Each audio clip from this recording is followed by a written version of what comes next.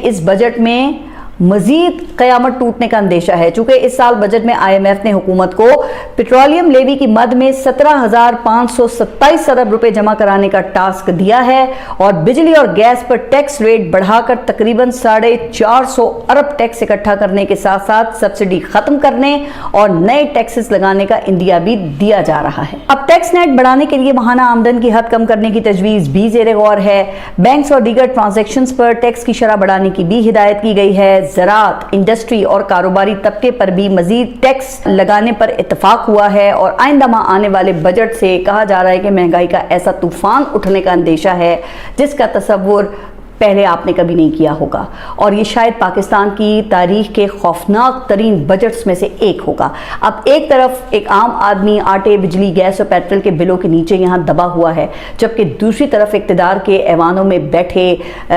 ऐसे ये ज़िंदगी गुजार रहे हैं जैसे कि मुल्क में कभी कोई बहरान ही ना आया हो। अच्छा, वैसे मुझे ना इस IMF के ऊपर भी हैरत होती है, जो हुकूमत से आवाम की कुर्बानी का तो मुतालबा करता रहता है हर दफ़ा, लेकिन वो हमारे हुक्मरानों से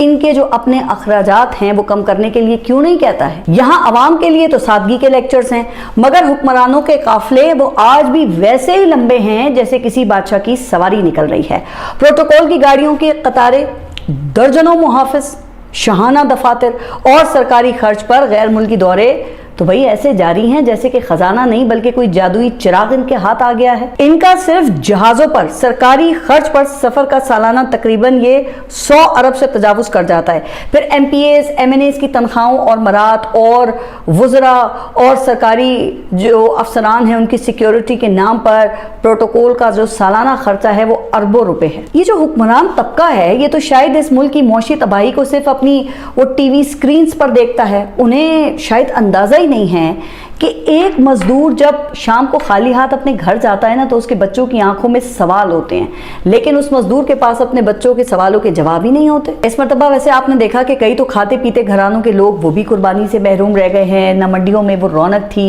और ना गलियों बाजारों में इस मरतबा वो जोश व खरोश था जो उमूमन वो बड़ी ईद पर हमें देखने को मिलता है। गरीब तो खैर कुर्बानी के बजाय अब कुर्बानी करने वालों के गोश्त में अपने हिस्से का मोहताज हो गया है। मिडिल क्लास रही वो चंद साल पहले तक कुर्बानी कर लिया करती थी, अब वो भी बड़ी मुश्किल से इज्तिमाई कुर्बानी में हिस्सा डाल पाते हैं और अगर यही हालात रहे ना तो इज्तिमाई कुर्बानी भी सिर्फ वो अपर मिडिल क्लास का ही मुकद्दर बन जाएगी। मगर ये ऐवानों में बैठे लोगों के लिए सबसे बड़ा मसला शायद ये होता है कि अगले गैर मुल्की दौरे के लिए भाई हमने कौन सा जहाज इस्तेमाल करना है और किस किस दोस्त या अपनी किस किस सहेली को साथ लेकर जाया जाएगा। अच्छा, वैसे यूं महसूस नहीं होता कि जैसे इस मुल्क में दो पाकिस्तान बसते हैं, एक वो जहां लोग 2 वक्त की रोटी के लिए परेशान हैं